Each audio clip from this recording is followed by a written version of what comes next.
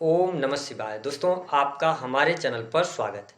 आज के इस कार्यक्रम में हम आपको जानकारी देंगे देवगुरु बृहस्पति के राशि परिवर्तन के प्रभाव के बारे में। जी हाँ, देवगुरु बृहस्पति 2 जून 2026 से लेकर 31 अक्टूबर 2026 तक अपनी उच्चस्थ अवस्था को प्राप्त करेंगे, यानी कि कर्क राशि से गोचर करेंगे।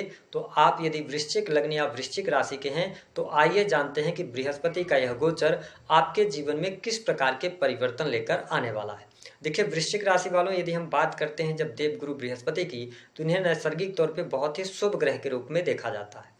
बृहस्पति ज्ञान, धर्म, शिक्षा, इसके साथ ही बैंकिंग सेक्टर, फाइनेंस का सेक्टर, जुडिशरी, लॉ, इन सभी चीज़ों का इनके पास कारकत्व प्राप्त है। साथ ही देवगुरु बृहस्पति जो है ना, ये स्वर्ण को भी शो करते हैं। ऐसी स्थिति में जब बृहस्पति का गोचर आपकी राशि से नवम भाव में होने जा रहा है तो निश्चित तौर पर यह समय आपके जीवन में भाग्यशाली साबित होगा और आने वाले समय में भाग्य का भरपूर सहयोग भी आपको मिलता हुआ नजर आएगा। यदि हम आपके लिए बात करें तो देवगुरु बृहस्पति आपके दूसरे भाव और साथ ही पंचम भाव दोनों के स्वामी होकर और आपके राशि से नवम भाव यानी कि भाग्य भाव में गोचर करेंगे, वहां पर उच्च के होंगे। तो निश्चित तौर पर आप देखेंगे कि भाग्य का सहयोग अब आपको मिलने लग जाएगा। साथ ही आपके मन मस्तिष्क में धर्म के प्रति थोड़ा सा जिज्ञासा जागृत होगी। धार्मिक क्रियाकलापों से आप जुड़ना चाहेंगे, पूजा पाठ, इन सभी चीजों में आपका मन लगने लगेगा। इस समय अवधि के दौरान किसी गुरु के सानिध्य में आप आ सकते हैं और आप देखेंगे कि गुरुजनों से अगर आप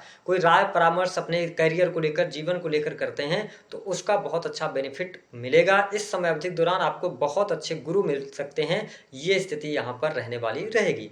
9th हाउस से देवगुरु बृहस्पति का गोचर हो रहा है तो पिता के करियर के लिए अच्छा है ना। लेकिन मैं यहाँ पर पिता की हेल्थ के लिए अच्छा नहीं देख रहा हूँ, तो थोड़ा सा ध्यान रखिएगा। बाकी जो स्टूडेंट हैं, विद्यार्थी हैं, उनके लिए टाइम बहुत अच्छा है।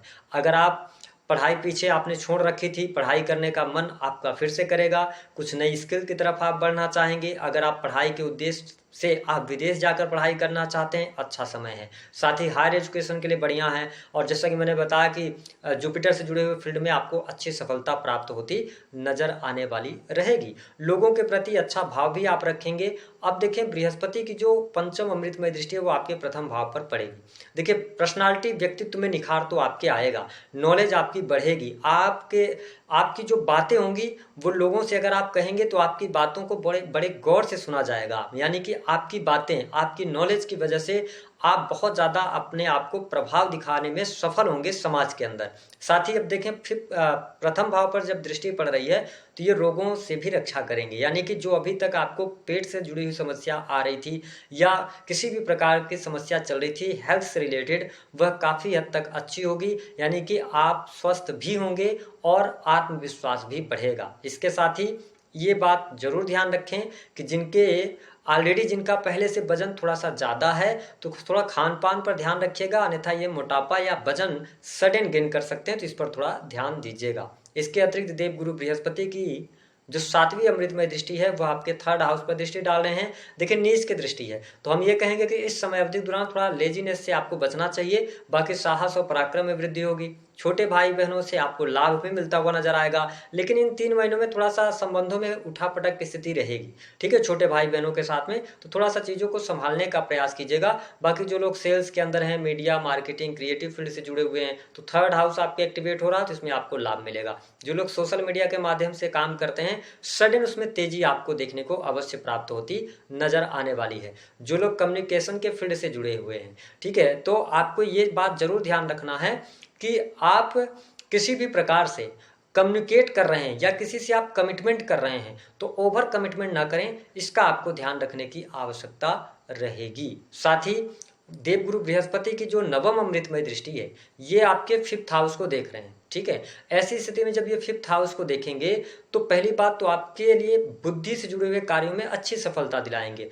कहते हैं ना कि जब देवगुरु बृहस्पति 9th हाउस से गोचर करते हैं तो व्यक्ति की बुद्धि भी बढ़ती है और भाग्य का भी सहयोग मिलता है और व्यक्ति बड़ी बुद्धिमानी पूर्वक सभी चीज़ों को हैंडल करता नजर आता है। हालांकि आप परेशानी जरूर झेल रहे हैं, केतु 10th हाउस से गोचर कर रहे हैं तो कार्य क्षेत्र में आपका मन नहीं लग रहा है। बहुत सारे वृश्चिक लग्न या वृश्चिक राशि वालों के जीवन में कार्य क्षेत्र में परिवर्तन हुआ है। कुछ लोगों की नौकरी भी छूट गई, परेशानी भी चल रही थी और कार्य होते हुए भी अगर आप बिजनेस भी कर रहे हैं तो आपका मन कार्यस्थल पर नहीं लग रहा था। लेकिन हाँ, यहाँ से चीजें अब बेहतर होंगी, रास्ता आपको साफ नजर आएगा। ये टाइम टाइम नवविवाहित लोगों के लिए बहुत अच्छा है। अगर आप फैमिली प्लान करना चाहते हैं, संतान के बारे में सोच रहे हैं, तो संतान सुख की प्राप्ति होगी। अगर आपके पहले से संतान है, उसके शादी विवाह को लेकर, उनकी पढ़ाई लिखाई को लेकर, उनके करियर को लेकर आप चिंतित थे, तो इन 3 महीनों में तो आपकी चिंता दूर होती हुई नजर आ रही है। संतान के कारण मान सम्मान भी बढ़ेगा और संतान आपकी प्रगति भी करती नजर आएगी। गोचर के आधार पर ऐसी स्थिति दिखाई देती है। देखिए, पंचम भाव में शनि के होने की वजह से अभी तक क्या था कि थोड़ा डिसीजन आप बहुत पेंडिंग करके ले रहे थे, मतलब असमंजस की स्थिति में थे कि ये चीज़ करें या ना करें, इस टाइप की चीज़ें हो रही थी। लेकिन अभी आने वाले टाइम पे चीज़ें आपके लिए बेहतर होती यहाँ पर नज़र आ रही हैं। इसके साथ में अगर देखा जाए तो प्रेम संबंध के मामलों के लिए भी समय काफ़ी अनुकूल रहेगा। प्रेम संबंधों में अनुकूलता आपको देखने को मिलेगी। कुछ लोगों के नए प्रेम संबंध स्थापित हो सकते हैं। अगर पहले से प्रेम संबंध में, क्योंकि शनि यहाँ पर विराजमान थे, तो थोड़ी बहुत ये प्रॉब्लम दे रहे थे, लेकिन अब प्रेम संबंधों में आपको सफलता मिलेगी। नए प्रेम संबंध भी आपके स्थापित हो सकते हैं। साथ ही जो लोग कंसल्टेंसी का काम करते हैं, पर्दे के पीछे का काम करते हैं, यानी कि स्क्रीन के पीछे रहकर काम करते हैं, स्क्रिप्ट राइटिंग वगैरह का, तो ये टाइम बहुत अच्छा है। अगर आप कंसल्टेंसी के किसी भी फील्ड से जुड़े हैं तो देवगुरु बृहस्पति का बहुत अच्छा आशीर्वाद आपको मिलता हुआ नजर आएगा। स्टूडेंट विद्यार्थियों के लिए समय अच्छा कहा जा सकता है, लाभ में वृद्धि होगी। और देखिए, बृहस्पति जब दूसरे भाव के स्वामी होकर 9th हाउस से गोचर कर रहे हैं, तो भाग्य के द्वारा धन की प्राप्ति भी होगी और धार्मिक कार्यों पर आप पैसा भी खर्च करेंगे, ऐसी स्थिति रहेगी। साथ ही कुटुंब परिवार के साथ में यात्रा करने का मौका मिलेगा। कुटुंबीजनों का सहयोग आपके जीवन में अवश्य देखने को मिलता हुआ नजर आ रहा है। तो ओवरऑल अगर हम देखें तो बृहस्पति आपके धन लाभ में भी वृद्धि कराएंगे, यानी कि धन की स्थिति को बेहतर करेंगे। आपके बैंक बैलेंस में भी वृद्धि करते हुए यहाँ पर नजर आएंगे।